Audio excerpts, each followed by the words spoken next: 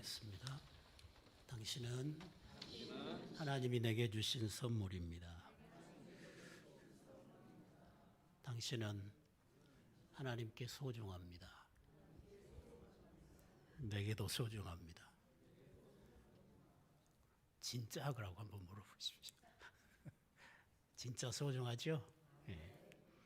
오늘은 열매로 그 나무를 알지니 하는 제목으로 은혜를 나누고자 합니다.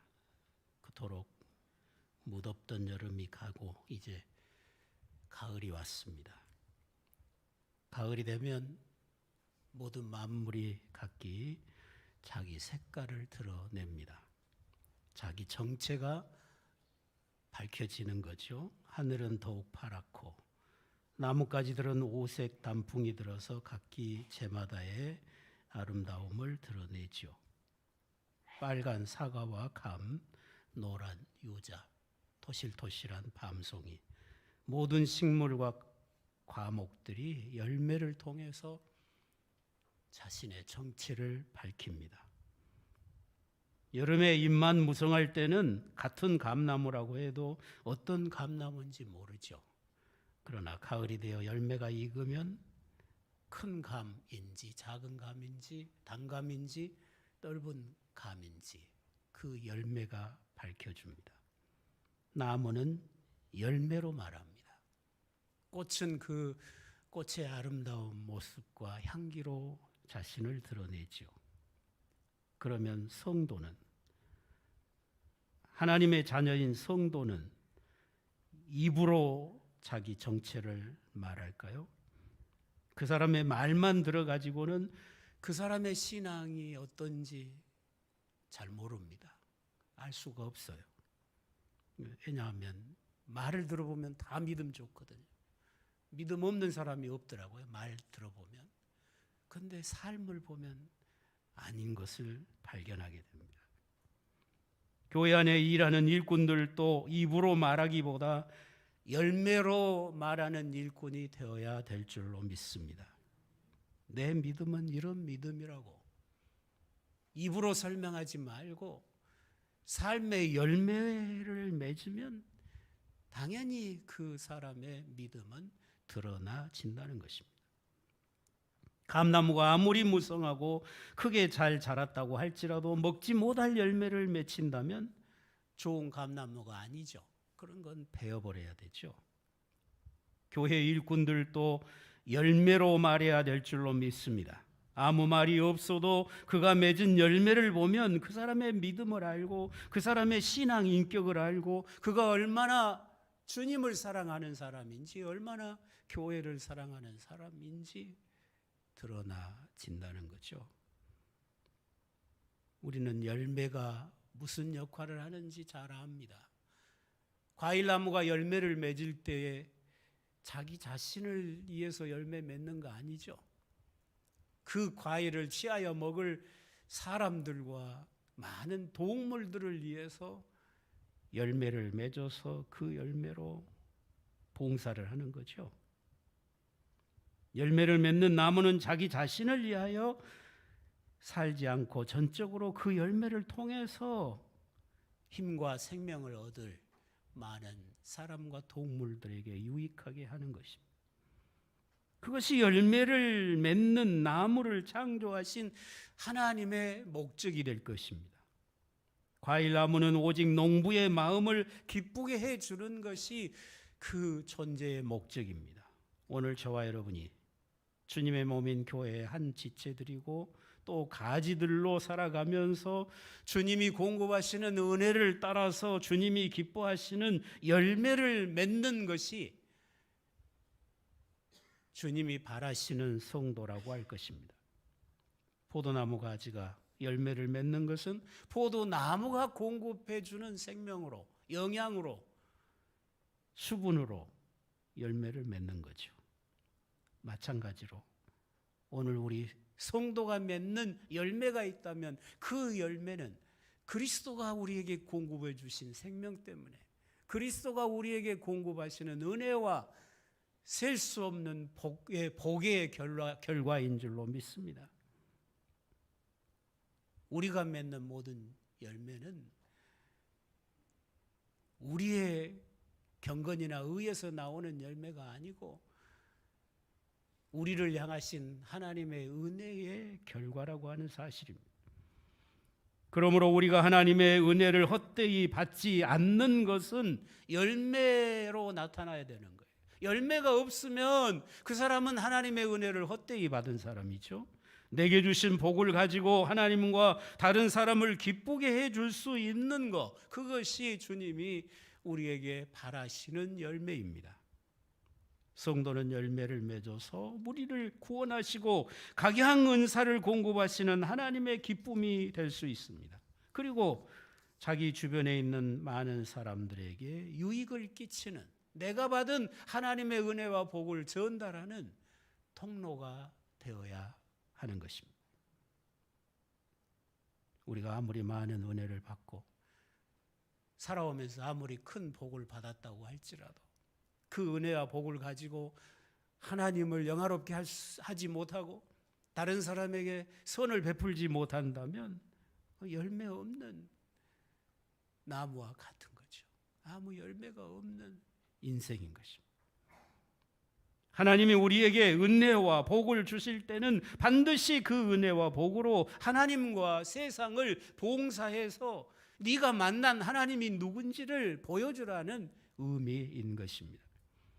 여러분이 받은 바 은혜가 있고 깨달아지는 은혜가 있다면 바로 그 은혜로 주님과 세상을 섬기실 수 있기를 바랍니다. 저와 여러분 중에 하나님으로부터 복을 받지 않은 사람 한 사람도 없죠. 우리가 다 셀 수도 없는 복을 다 받았습니다. 그 복으로 여러분만 만족해서는 안 될 것입니다. 복의 통로가 되시기를 바랍니다. 그 복을 다른 사람과 나눌 수 있기를 바랍니다. 주께서 내게 주신 복으로 다른 사람을 섬겨서 내가 받은 복을 나를 통해 다른 사람이 맛보도록 하는 것이 우리가 맺어야 될 열매이고 하나님이 우리에게 은혜와 복을 주시는 목적이라는 것입니다. 여러분이 말씀의 은혜를 받았다면 받은 은혜의 말씀을 형제들과 나누어야 합니다. 그 말씀으로 형제를 봉사해서 그 형제도 여러분을 통해서 그 말씀의 은혜를 함께 누리도록 섬겨주는 것이 당연하다는 거죠. 여러분이 혹 물질의 복을 받았다면 하나님이 여러분에게 입히신 그 부요함을 가지고 가난한 형제들을 섬겨서 여러분을 통해서 그 형제도 하나님이 얼마나 부요하신 분인가를 맛보고 살도록, 그래서 하나님께 감사할 수 있도록 하는 것이 물질을 받은 자의 맺을 열매라고 하는 것입니다. 그래서 야고보서에서도 부한 자들은 자기의 부를 자랑하지 말고 낮아져 가난한 자를 섬기는 것을 자랑으로 삼으라고 그렇게 권면합니다. 나 같은 원수를 사랑하여 자기 몸을 주신 예수님의 사랑으로 이웃을 섬겨서 그도 그 예수님의 사랑을 나를 통해서 맛보도록 하라고 성경은 가르치는 것입니다. 내가 받은 예수님의 사랑이 나의 삶을 통해서 밖으로 비치어 나오는 그런 것이 우리가 맺어야 될 열매라는 것입니다. 제 차가 한 21만 킬로 탔는데 자꾸 말썽을 부리더니 어제 시차례를 갔거든요. 시차례 마치고 강주 시내 상무 제일 복잡한 도로를 빠져나오다가 갑자기 차가 서버리는 거예요. 멈춰버렸어요. 시동 꺼졌는데 일어나지도 않아요. 깜빡이를 켜도 깜빡이도 안 켜져요. 3차선에서 나는 2차선에 서 있는데 차가 서니까 뒤에서 빵빵거리고 차는 시동을 아무리 시도해도 안 되고 난감하더라고. 식은땀이 펄펄 나더라고. 거기 앉아있다가는 뒤에서 차가 와서 받아서 사고 날 수도 있겠더라고요. 그래서 차문을 조심히 열고 나가서 뒤에 트렁크를 열어놓고 밖에 도로가에 서서 신고를 했죠. 보험회사에. 그래놓고 차를 한 15분 걸린다고 그래요. 비를 철철 맞고 서 있었는데 차에 우산이 있는데 우산이 있는지 생각도 안 나요. 그냥 그 비를 철철 맞고 있는데 차들이 빵빵거리고 지나가고 막 이리 비껴가고 저리 비껴가고 하는데 한 아줌마가 1차선으로 딱 가다가 차를 탁 멈추더니 유리창을 내리더라고요. 그러면서 우산을 던져줘요. 그래서 아저씨 비 맞지 말고 이 우산 쓰고 계세요. 생전 알지도 못한 아줌마가 지나가다가 우산을 던져주는 거예요. 가슴이 뜨거워지더라고요. 그 우산을 주워가지고 들고 다가가서 감사하다니 인사를 한 5번, 6번 했을 거예요. 그리고 우산을 다시 드렸어요. 제 차에 우산이 있습니다. 제 차에 우산 꺼내서 쓰겠습니다. 그러고 갔어요. 그러면서 말하면 내가 저런 상황을 만났으면 우산을 던져줄 생각을 했을까? 그런 생각이 들어요. 부끄러운 생각이 들어요. 앞으로 내가 이 사랑의 빚을 졌잖아요. 앞으로 내가 차를 운전하고 가다가 이런 상황을 본다면 나도 반드시 우산을 건네줄 수 있는 사람이 돼야 되겠다. 그런 생각을 했어요. 아마 제가 앞으로 그 빗길을 운전하면서 그 아줌마의 그 낯선 사람을 향한 배려가 늘 생각날 것 같아요. 작은 사랑이지만 얼마나 나를 그 감동을 시키든지, 그분이 누군지도 모르지만 그분은 그냥 웃으면서 우산을 돌려드리니까 웃으면서 가시더라고요. 우리가 그리스도인이라면 그 정도의 배려는 하고 살아야 되지 않겠냐, 그런 생각을 해봤어요. 오늘 저나 여러분 모두는 주님의 몸의 지체들로 부름을 받아서 이 자리에 있습니다. 우리는 주님의 입이고 또한 주님의 손이고 주님의 발이고 혹은 눈이고 혹은 귀입니다. 이것이 인생인 우리가 누릴 수 있는 최고의 영예입니다. 우리는 주님을 대신하여 말할 수 있습니다. 주님을 대신하여 주님이 하시고자 하는 일을 우리 손의 수고로 감당할 수 있습니다. 주님이 가고자 하는 곳에 내가 가서 주님을 대신해서 주의 바라시는 일을 이룰 수 있습니다. 세상을 변화시켜 가시는 주님의 거룩한 사역에 오늘 저나 여러분을 동역자로 불러주셨습니다. 이 세상을 하나님 나라로 만들어 가시는 일에 있어서 저와 여러분은 엑스트라가 아니라는 거죠. 우리는 주역들입니다. 여러분 모두는 주님께 너무도 소중합니다. 주님의 몸인 교회에서나 여러분의 삶의 터전에서 너무도 중요한 자리에 우리 그리스도인 한 사람 한 사람이 서 있다는 것을 기억하실 수 있기를 바랍니다. 오늘 저와 여러분의 진정한 성공은 뭘까요? 더 출세하고 더 유명해지고 더 많은 것을 갖게 되는 것일까요? 성경은 그렇게 말씀하시지 않는 것입니다. 부름받은 자리에서 내가 서 있는 위치에서 주님이 주신 복을 사용해서 나를 사랑하신 주님이 어떤 분인가를 드러내며 사는 것이 우리가 살아갈 이유라고 하는 것입니다. 여러분이 주님을 위해 헌신하기로 작정하고 그것을 행동으로 옮기는 순간부터 여러분은 하나님의 동역자로서 일하게 되는 거고, 여러분의 삶이 하나님이 일하시는 일터가 되어질 것입니다. 우리가 주를 향한 진정한 사랑으로 헌신하고자 할 때 주님은 우리가 예기치 못한 사건들이 우리 앞에 벌어지게 하시고 우리의 상황들을 조정하시는 것을 경험합니다. 내가 그 사역을 감당하기에 유익하도록 생각지도 않는 만남을 주시기도 하십니다. 생각도 못했던 사람의 도움을 받게도 하십니다. 나의 모든 환경을 조정하십니다. 그러면서 내 삶의 주변에서 열매가 맺혀져 가는 것을 경험하게 되는 거죠. 그건 순전히 주님의 은혜가 이루는 열매입니다. 우리는 여전히 연약하고 무능합니다.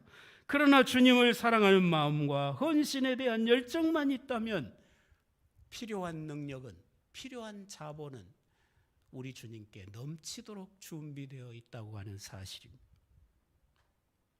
수없이 많은 성도들이 지금의 자신의 모습에 만족하지 못하고 더 온전한 삶을 살고자 열망을 하면서도 행동으로 옮기지를 못하기 때문에 변화되지 못합니다. 성장하지 못합니다. 우리에게 주신 사명에 조금만 더 애정을 갖고 열정을 갖는다면 우리의 삶은 변화될 수가 있는 것이고, 그리고 우리가 나가서 세상을 변화시키는 일에 주역이 될 수 있다고 믿습니다. 전에 한번 이야기한 내용인 것 같습니다만, 옛날에 3대가 한 집에 모여 사는 아주 유력한 집안이 있었어요. 과거에는 벼슬도 많이 하고 그런 집안이었습니다. 그런데 언젠가부터 집안에 활기가 없어지고 점점 가세가 기울어지는 조짐이 보였습니다. 그러자 그 집의 가장 큰 어른인 할아버지가 가족 회의를 소집을 했어요. 그래서 할아버지, 할머니, 아버지, 어머니, 작은 아버지들, 삼촌들 다 모여서 회의를 합니다. 할아버지가 묻습니다. 너희들 생각에는 왜 우리 집의 가세가 점점 기울고 있다고 생각하느냐? 너희 의견들을 한번 듣고 싶다. 아무도 말하는 자가 없습니다. 할아버지 눈치만 보지 말 한마디 않습니다. 그때 10살 먹은 손자가 말을 합니다. 할아버지, 우리 집의 가세가 기울어가는 것은 우리 집에 어른이 없기 때문입니다. 우리 집에 어른이 없다는 거예요. 그러니까 아버지가 노발대발하면서 이놈의 자식아, 할아버지도 있고 할머니도 있고 아버지도 있고 어머니도 있고 작은 아버지들도 있고 삼촌들도 있고 어른들이 이렇게 많은데 어른이 없다고 그러냐. 어른다운 어른이 없습니다. 지도자가 없습니다. 다들 기분이 나쁘지, 어른들은. 그런데 할아버지는 생각이 달랐습니다. 기분이 안 좋기는 하지만 10살 먹은 손자가 하는 말이 너무 기특한 거예요. 그러면 너는 우리 가정이 다시 일어서려면 어떻게 하면 좋겠다고 생각하느냐? 새로운 지도자를 뽑아야 된다. 그럼 너는 그 지도자가 누구였으면 좋겠냐? 내가 해야 된다고. 10살 먹은 애가 3대가 살아가는데 지가 지도자 하겠다는 거예요. 할아버지가 너무너무 기특해서, 야, 우리 저 애를 우리 집에 지도자로 세워주자. 어떻게 우리 가정을 끌고 간가 보자. 그래서 만장일치로 지도자로 추대를 했어요. 그러니까 할아버지한테 하는 말이, 할아버지, 기왕에 나를 지도자로 세웠으니까 저 사당에 가서 선영들이 모신 곳에 가서 우리 집의 지도자는 지금부터 아무개 손자라고 고하고 오십시오. 자기가 지도자인 것을 온 집안에 확실히 하고 싶은 거예요. 그러니까 할아버지가 뒤에 사당에 들어가가지고 선영들 그 사진들이 쫙 걸려 있잖아요. 그 집안은. 거기 가서 아무개 손자가 지금부터 우리 집안의 지도자입니다. 그러고 고하고 왔어요. 고했다 그러니까. 이제부터는 내가 이 가정의 제일 어른이다. 모두 다 내 말을 들으셔야 된다. 3가지를 명하는 거예요. 첫째, 모든 식구들이 식사 시간은 일정해야 된다. 딱 같이 밥 먹고 같이 끝나야 된다. 한 사람 밥 먹고 식사 끝났는데 나중에 밥 먹으러 온 사람은 절대로 밥 주면 안 된다. 그게 첫 번째. 두 번째는 우리 집 식구가 언제든지 우리 집 대문 밖으로 나갔으면 들어올 때는 절대로 빈손으로 들어오면 안 된다. 가서 일을 해서 돈을 벌어갖고 오든지, 돈 못 벌었으면 있는 돈 가지고 집에 필요한 물건이라도 하나 사들고 오든지, 그것도 없으면 길가에 있는 돌멩이라도 이쁜 거 하나 주워갖고 오든지, 그것도 없으면 솥똥이라도 주워오라는 거예요. 그 두 번째. 세 번째는 모든 가족들은 잠자리에 들기 전에 반성하라. 오늘 나는 우리 가정을 위해서 어떤 유익한 일을 했는가? 오늘 나는 우리 가정을 위해서 아무것도 한 것이 없는 하루를 살지는 않았는가? 반성하라는 거예요. 이 세 가지를 명령을 했어요. 온 식구들이 이 세 가지를 지켜가기 시작합니다. 그전에는 식사 시간이 되면 한 사람 와서 먹고 또 나가면 또 다른 사람 와서 먹고 또 나가면 다른 사람 와서 먹고 여자분들은 하루 종일 밥 차리고 설거지하고 밥 차리하고 설거지하다가 시간 다 가버린 거예요. 그런데 이제는 모든 식구가 한꺼번에 와서 한 상에 앉아서 밥을 먹으니까 온 가족이 대화 시간도 있고 또 한꺼번에 다 치우니까 여자분들 시간이 많이 남는 거예요. 그 남은 시간에 밭도 메고 많은 가사 일을 돌보니까 집안 분위기가 달라지는 거예요. 집에 들어올 때마다 손에 뭔가를 들고 오는 거예요. 빈손으로 들어오지 않아요. 돌멩이라도 들고 와서 한쪽에 쌓기 시작했어요. 솥동이라도 들고 와서 한쪽에 쌓기 시작했어요. 몇 달 지나니까 돌 무더기가 생겼어요. 그 돌 무더기를 가지고 흙담, 허물어져가는 그 흙담 다 헐어내고 돌담을 예쁘게 꾸몄어요. 상어부락 돌담 쌓듯이 예쁘게 꾸몄으니까 집 분위기가 다 달라졌어요. 그 솥동 모아서 발효시켜서 논밭에 퇴비로 쓰니까 농사가 잘 되는 거예요. 그리고는 모두가 다 날마다 한 번씩 반성하는 거예요. 나는 오늘 가정을 위해서 어떤 유익한 일을 했는가? 반성해보고 아무것도 한 일이 없으면 내일은 내가 이렇게 해야지 안 해야 되겠다. 부끄럽게 생각하고 그러면서 몇 개월이 지나니까 집안 분위기가 싹 달라지는 거예요. 그리고 1년이 지났어요. 가족 총회를 다시 했어요. 이제 지도자를 새해는 어떻게 할 거냐. 유임을 시키자고 다들 그러는 거예요. 이 손자를 계속해서 새해에도 지도자로 세우자. 그러니까 사양을 하는 거예요. 아들이. 이 손자가. 나는 1년 동안 했으니까 그만하고 이제 할아버지는 연로하시니까 물러나고 아버지가 하셔야 된다고. 온 가족들이 순종만 하면, 지도자에게 순종만 하면 누가 지도자인가 그건 문제가 안 된다는 거예요. 이 손자가 하는 말이에요. 우리 집에 손자인 10살 먹은 나도 지도자가 되었을 때 온 가족이 따라주니까 우리 집안이 1년 만에 이렇게 바뀌지 않았냐. 누가 지도자가 되느냐보다도 더 중요한 것은 그 지도자의 말에 누가 얼마나 따라주느냐가 문제가 아니겠냐고.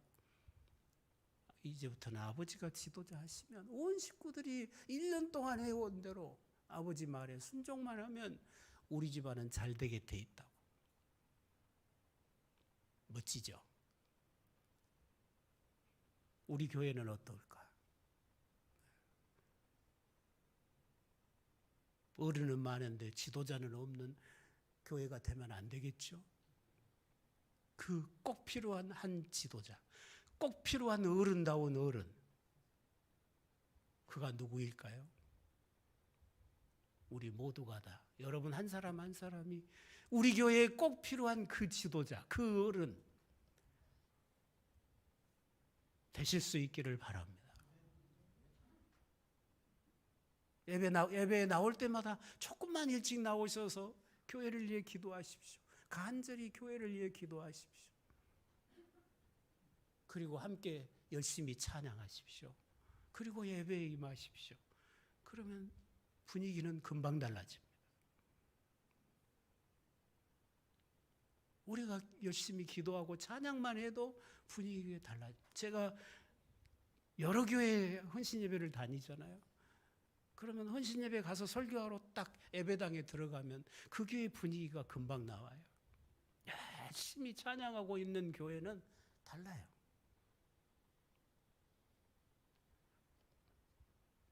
나는 주님을 위해서, 나는 우리 교회를 위해서, 이 교회의 한 지체로서 주님의 몸인 교회에서 나는 어떻게 봉사하고 있는가? 얼마나 유익을 끼치고 있는가? 날마다 나 자신을 돌아보고 살피면서 반성하면서 주님을 위해서, 교회를 위해서 뭔가 유익한 일을 하고자 우리가 기도하며 나아간다면 어찌 교회가 새로운 분위기로 성장해 가지 않겠습니까? 문제는 내게 있는 거잖아요. 문제는 나 한 사람에게 있다는 사실입니다. 그리고 지도자로 세웠으면, 일꾼으로 세웠으면 그 일꾼이 원하는 바를 서로 순종해주고 따라주고 협력해주면 그 교회는 잘 되게 되어 있을 것이고 그 가정은 잘 되게 될 것입니다. 우리 염산제일교회에 속한 온 성도들의 주님의 몸인 이 교회에 대하여 사랑을 가질 수 있기를 바랍니다. 열정을 가지고 애정을 가지고 아주 작은 것부터 함께 협력하여 섬긴다면 우리 교회도 새 힘을 얻게 되리라고 믿습니다. 오늘 우리가 그리스도 안에서 입은 은혜들은 말로 다 형용할 수 없도록 많습니다. 하나님은 우리를 버리지 아니하시려고 자기 아들을 버리셨습니다. 우리를 죽게 하지 아니하시려고 자기 아들을 대신 죽음에 내주셨습니다. 아들을 죽음에서 일으키심으로 우리를 죽음에서 일으키시고 하늘 보좌에 앉히셨습니다. 이렇게 수없이 많은 은혜를 받고도 우리가 이 은혜를 따라서 합당한 열매를 맺지 못한다면 핑계할 수가 없습니다. 열매 없는 나무마다 찍혀 불에 던지우리라고 말씀합니다. 열매가 없는 심령은 핑계를 댈 수가 없습니다. 심판을 면할 수가 없어요. 은사는 없어도 된다고 그랬죠. 남에게 있는 은사 내게 없는 것은 전혀 문제가 안 돼요. 왜? 하나님이 내게 안 주신 거니까. 내게 주신 은사는 따로 있는 거니까 그건 문제가 안 돼요. 근데 열매는 반드시 있어야 되는 것이죠. 오늘 저와 여러분은 이 가을에 저 과일 나무들을 바라보면서 나라고 하는 성도의, 나라고 하는 교회 일꾼으로서의 내 나무에는 어떤 열매가 맺었는가 한번 돌아보고, 열매가 없다면 회개해야 되는 거죠. 회개하고 주님의 심판이 오기 전에 회개하고 내가 기필코 다음에는 열매를 맺겠습니다 고백할 수 있어야 되지 않겠습니까? 이 결실의 계절에 저와 여러분의 나무에도 열매가 가득해서 주님을 영화롭게 하고 교회를 유익하게 하고 세상을 향하여 주의 은혜와 복을 나누어 줄 수 있는 그런 선한 열매가 가득한 신앙생활이 되실 수 있기를 주의 이름으로 축원합니다. 기도하시겠습니다.